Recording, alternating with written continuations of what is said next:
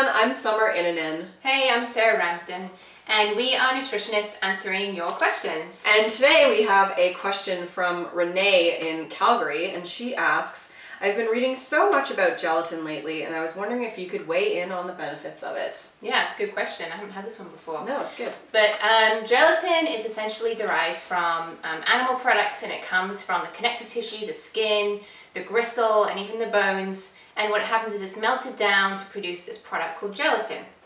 And it's essentially from the collagen in the animals.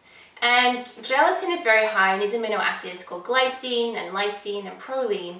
And these are the amino acids that your typical muscle meats from the kind of meat in your pork and your chicken, they're actually low in these amino acids. And so it's really important to balance these things out and have a good kind of balanced range of these amino acids, because it helps you avoid these high levels of something called homocysteine in the blood, which is a very damaging protein that can build up. And it's like largely connected to things like heart disease and birth defects in newborns. So that's why kind of the basics behind it, and it's also really important as well to balance the gelatin, the muscle meat as well with the organ meat. So this is kind of the big picture here. Now, what is it good for? Yeah, so the first thing that it's good for that you're probably more familiar with is because of the collagen. It's really good for your skin and your hair and your nails, and really good for, you know, just keeping them healthy, promoting the elasticity in your skin, and for anti-aging. In addition to that, the collagen is good for anyone with collagen or connective tissue or joint disorders, or people with cartilage disorders. So, you know, if you have stiff joints or arthritis, then that's going to be really good for you as well. Yeah, so you won me over on the anti-aging thing. Yeah, it's how we stay so beautiful. And then it's also really great for your digestion. So it's called, kind of had this property called hydrophilic, which means it attracts water to it and binds to it. So because of this, it's great for your digestion in that it helps food move through the digestive tract a lot easier. It helps modulate stomach acid as well. So if you have low stomach acid, it's going to help you produce more. If your stomach acid is a bit high, which is pretty rare, it's going to help bring it down again. And in this way, in working with stomach acid, it helps you digest your protein a lot easier. It helps you absorb nutrients in the small intestine, and it supports your kind of mucous membranes as well. And so from this perspective, we really recommend it for people who have any kind of digestive complaints, IBS, kind of any kind of inflammatory bowel disorders, constipation, anything like that. It's really, really great addition to your diet. And one other thing that's really interesting that I didn't know before I was looking into this was that glycine, one of those amino acids in gelatin, is actually involved in the manufacture of glucose in the body.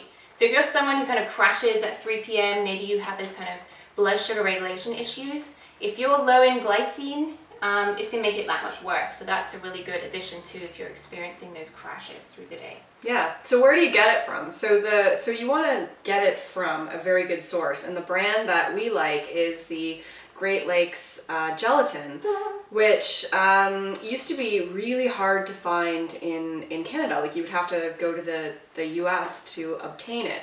Yeah. We like it because it's 100%, it comes from 100% grass-fed cows that have not been given hormones or antibiotics.